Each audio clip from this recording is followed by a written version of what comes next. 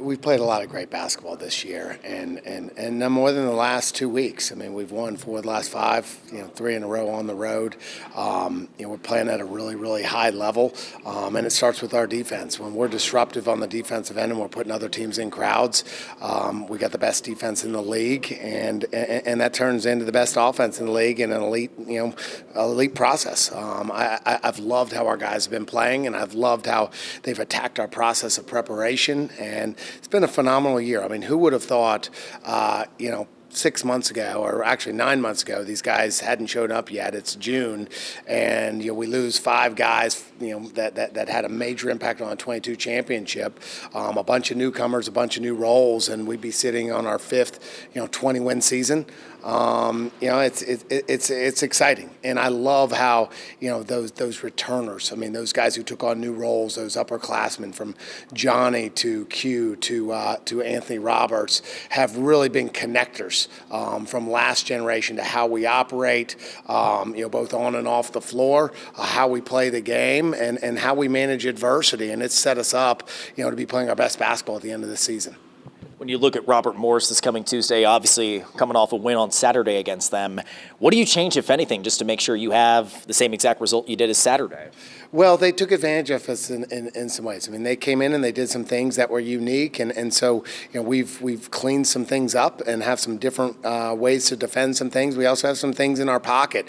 Obviously, we played really well, and so you're going into the game thinking that I got to play the same in terms of certain ways. You're not going to adjust until they kind of switch some things up. But, I mean, Coach Toole's a really, really good coach. He won a lot of games, won a lot of championships in the Northeast Conference. They're a talented group, and they showed that when they beat us at their place in overtime. We have an edge. This is not a game that you look past by any means.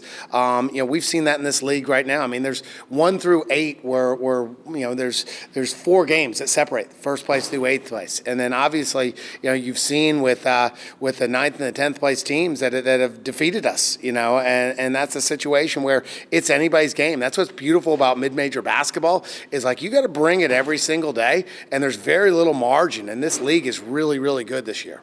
How big is it that the tournament first game is here on campus at the Gate Center?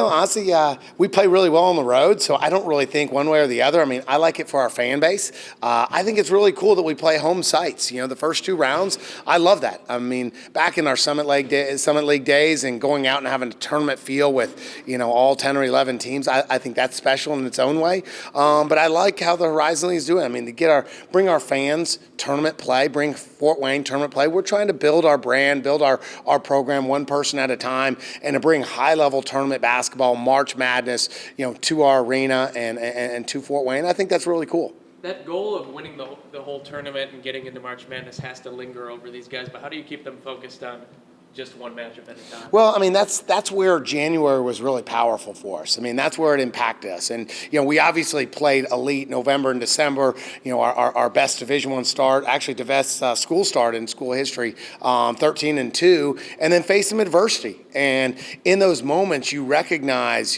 how hard it is to win a game and the details that you have to stack to win a game. And then you start to appreciate and get that feel of that pressure of kind of, hey, this is a big game. Like you got to win this next big game. And so that's what, survive and advance is all about, that feeling. And we've already felt that. And so, what my message was today as we had our last huddle on the floor before, game day practice tomorrow is that aggressive mistakes. There is no hesitancy. It's a home game. We've been in these moments before. We faced adversity before. I mean, when we're aggressive, when we disrupt, when we're in our best flow on the offensive and defensive end, we're the best team in the league. And that's what we got to do is put that on the floor, but it's really, really hard to do. And our focus is going to be aggressive mistakes and raising the level of play of the guy next to you. I don't know if there's ever been a time in this university's history that there's been this level of buzz around the men's and women's team at the same time, both winning 20 games. How do those programs kind of feed off of each other, and how is that energy kind of contagious for both of these teams? Well, I've seen it. I've seen it coming from the women's program. I mean, it's now 3 years in with Coach Marcasano, and you saw it from day one in terms of the culture they're breeding and how they managed winning and losing, and their standards. And so we share office space with them. We either practice before or after them. We work really well. We're in and out of the video room before or after them, and so there's a lot of contact. And so it's great when you have winners sharing the facility with other winners. And so winning breeds winning. I love it. And the fact that we both were able to secure 20-win seasons before tournament play, I think that's really special. And there's probably not a ton of mid-major programs in the country that can brag about that. And that's been really hard work from both of our programs. But again, really proud of where our group is. I mean, 20 wins this year, our fifth in my tenure. I'm really fired up that these guys in a year where so many newcomers, so many roles were able to secure us. But now the new mission is how do you whatever it takes to win the Horizon League tournament, and you got to stay in the moment. It's one game at a time. You talked all season about the mental toughness training you guys did in the offseason. How much does that, can you go back to that now? That was huge as we went through this year, and we kept reflecting in those moments as we had a group that didn't have a lot of shared experiences. And so now those shared experiences, that toughness, sort of that makeshift, mental training in the summer and physical training in the summer, that paid a lot of dividends, but it was the messages that went along with that. Our mental performance coach, Donovan Martin, really worked hard with our guys to where there were physical and mental challenges, but there was a message behind that. We've referenced those messages of like, how do you attack the quit, and had the 3 excuses that attack you in the moments of adversity. And so we've referenced that throughout this year, and that's where January was very impactful. And we're going to reference the January shared moments on the court, which is real.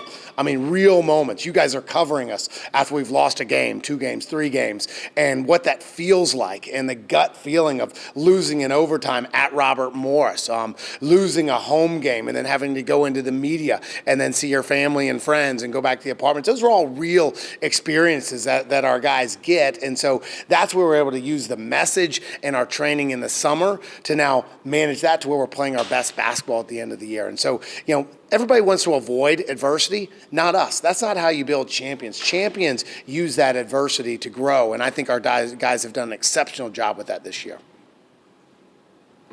With the all-league stuff coming out today, Rasheed was a finalist for the Sportsmanship Award. Besides being all-league caliber on the floor, what makes him an overall high-character guy? He's just so solid in everything he does. He's always got my back with his message, whether it's, we're coming off a win or coming off a loss. He's very, very poised, and that's probably why, we don't turn the basketball over. The ball's in his hands, and he has great poise out on the floor. He's a great student. He's got great relationships with all the players. He's probably a little quieter than I think he'll be in the future in year 2 in our program. But he's just such a great representative of our program. And also he's the one guy in our program that has won in an impactful, starting, coming down the stretch of every game type situation. It was at the Division II level, but he took Parkside to the national tournament. And I think that gives him some poise about how he operates. And some confidence about how he operates. And he had a lot of options to go a lot of different places. As a Division II transfer that was elite, taking his team to the tournament. We beat a lot of good players, a lot of good teams. But what he saw in us was, whether it was Camp Mastodon, all the special things we do off the floor, whether it was the community and how we sold that. Because what's happened is we tell them what they're going to get here, and we don't hide anything. We sell who we are and what we do, and the guys that are buying that, they come here and they have great experiences, and the guys that aren't buying into that, they don't come here, and that's fine. We like that, because the guys that like that, that's why we've had our best players stay, and that's why our guys have had great experiences, and that's why we've been playing our best basketball at the end of seasons. You look at 2 years ago where we won 10 in a row going down the stretch of the season. We had a bunch of guys with great buy-in, and so that's what Rasheed is. Really looking forward to how he finishes out this year and how he grows going into year 2 with us too.